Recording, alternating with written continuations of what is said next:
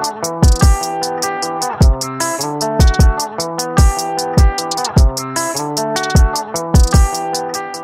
guys, it's Jort again. Welcome back to my YouTube channel and welcome back to the home gym. Today we're gonna do another training talk. I'm always finished with my workouts, just 2 more exercises. And whilst I do these exercises, I thought about talking to you guys about fitness myths. There are a lot of them, and just let's talk about a few that are most known and you should absolutely ignore. First of all, every exercise should be sweaty and you should get sore.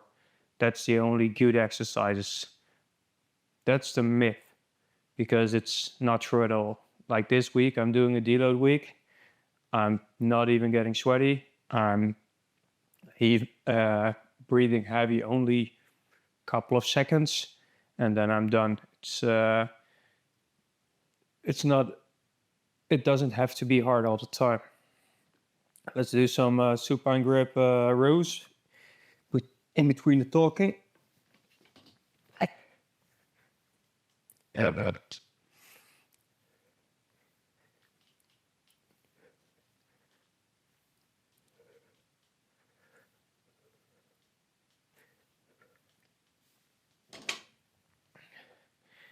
Yeah, it's also with muscle soreness. It's the same. Some people think you have to have a DOMS, delayed onset muscle soreness, every time you train. That's the only way you really get bigger. It is true that by damaging your muscles, your body responds by making them bigger. But you don't have to be sore every time, especially when you get used to exercises. That's why you change your program up every now and then. If you want to change the program and you don't know which exercise to change, I'm doing every other week. I make a video about different exercises, best exercises you can do for different muscle groups. Go check them out for your squats. I did them last time, and I did a shoulder video as well. Go and check those out.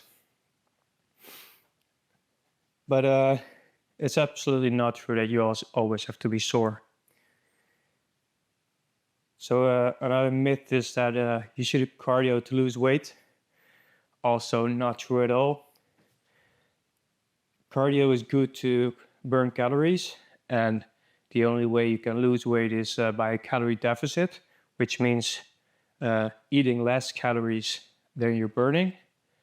But there is also something like your base metabolic rate. That's the amount of calories you use for just laying in bed all day. And the easiest way to get into a caloric deficit is to have your base metabolic rate as high as possible. You get them higher by having more muscles. So if you think about that, just laying in bed and using 2000 calories, then going out for a run, which uses like 500 calories, which makes you be able to eat 2500 calories, or you start weight training and your base metabolic rate goes up to like 2200. And if you go for a run, then you go up to 2700, which makes your caloric deficits way bigger. So in my opinion, cardio isn't the end all be all for weight loss. You can use it, absolutely, but it's not the only way to lose weight. Let's go for a second set.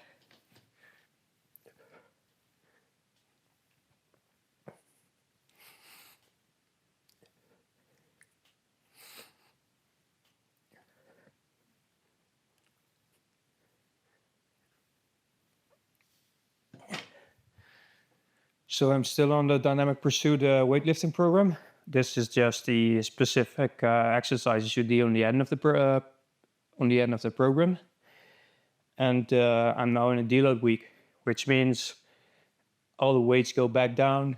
You have a lot of rest. Don't work out too hard, so your body can recover. You can go even harder next week. Most of the programming uses this program from 4 to 8 weeks. And after 4 to 8 weeks, you have a deload week, or you change the programming. So in the dynamic pursuit programming, they do 4 weeks, deload, 4 weeks, change program, which keeps it fun in my opinion. 2 times 4 weeks makes you be able to push the weights a lot. And after 8 weeks, another programming, you do different exercises, and especially in the weightlifting. Most of the exercises are quite new for me because they're complexes or part of weightlifting movements, which is not a regular bodybuilding type fitness. So if I can give you guys a recommendation, try weightlifting program. You get way stronger, especially your posture and your back and your legs as well. It's also very good for mobility because when you're snatching, you have to get the weight overhead. Shoulder mobility should be better. You're going way back down. Ankle and hip mobility should be better. So it's very fun programming. Not a myth, but a recommendation. Check it out. I think I have to do like 3 sets of these. Yep. 3 times 8, 60 kg. Put it in the app you get with the programming as well. Let's go for the last set. Yeah.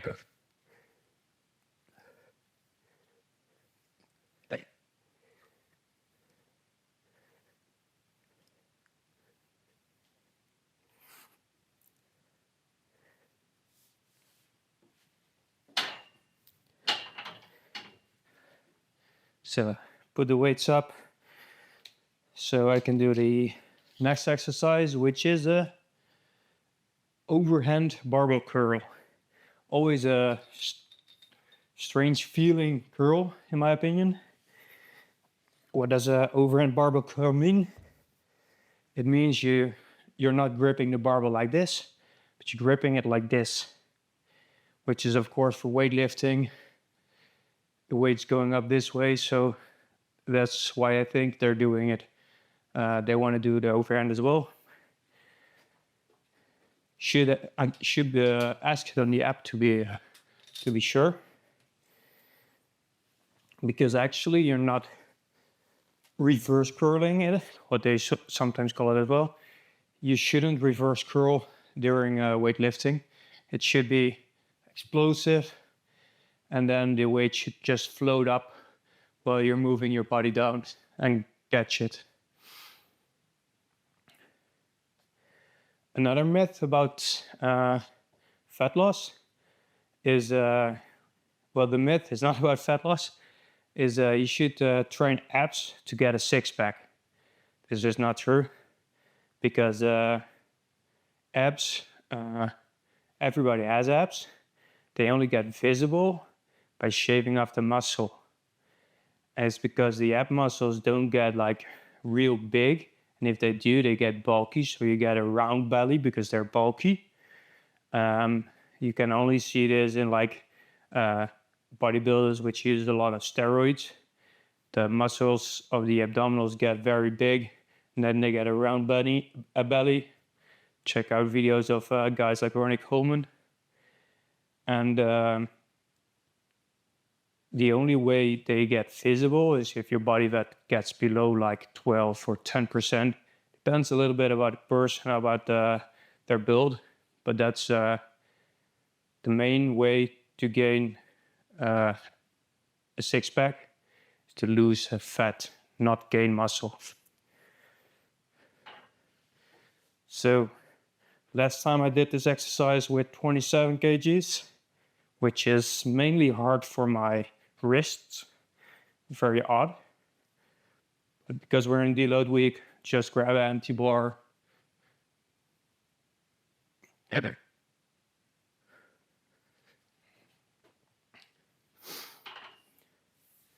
So for this programming, my goal is eventually get 100 kgs overhead.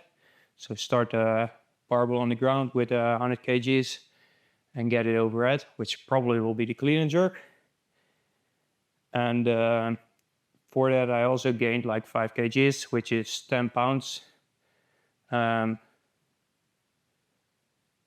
are actually 11 or even 12 pounds, but that's my main goal. Get the 100 kgs overhead. This will mean I get way stronger, and then get my cardio back to the level I was, which was for running about, my record is a 20 minutes and 6 second 5K run. 5K is 3.5 miles. So I want to first get strong, then get my cardio back. So my results in stuff like CrossFit will be better as well. Because I think with a lot more strength, it will be easier to rep out more reps at lighter weights. After that, I might be going for a high reps one day. I haven't done a high reps ever, but 1 hour workout is kind of in my wheelhouse. So I don't think it will be too hard for me.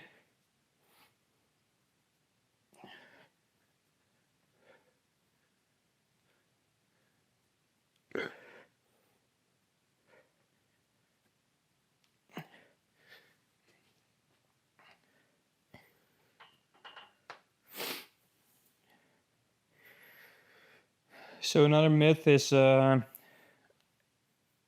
women working out. And people think that when you're a woman and you start weightlifting, you get really bulky, but it's absolutely not true.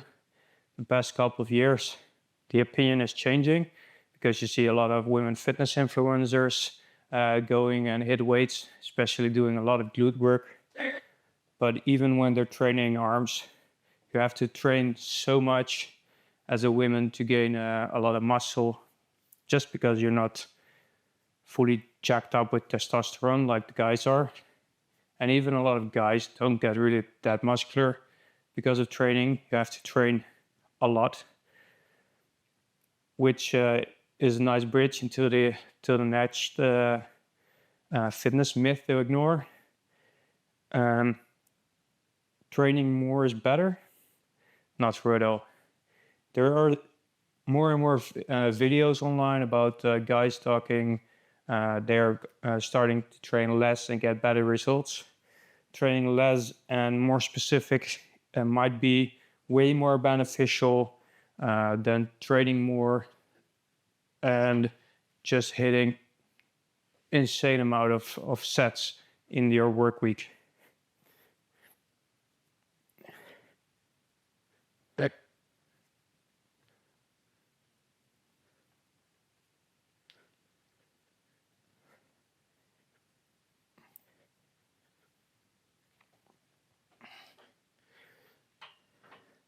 So those are my accessory workouts done.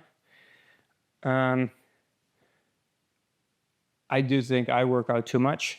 The programming of Dynamic Pursuit is like 4 days a week, which is a perfect amount. But on top of the 4 times a week I do this, I also train 2 or 3 times a week at the office, do CrossFit once a week, and go wakeboarding once a week, which makes a total of 8 or 9 workouts in a week, which is probably way too much. That's why it's important to eat a lot. All the calories I burn during working out should be replenished, and why it was very hard for me to gain weight and go up to 80 kgs, which is 175 pounds. It was a real struggle, especially because I like eating, but I don't like eating a lot. I'm just I eat till I'm full and then I'm fine. So that's a little bit a little training talk. Thank you guys for watching this video. If you have any thoughts about fitness myths, or you know more fitness myths that people should ignore, drop them down in the comments. Thank you guys for watching, and I'll see you next time.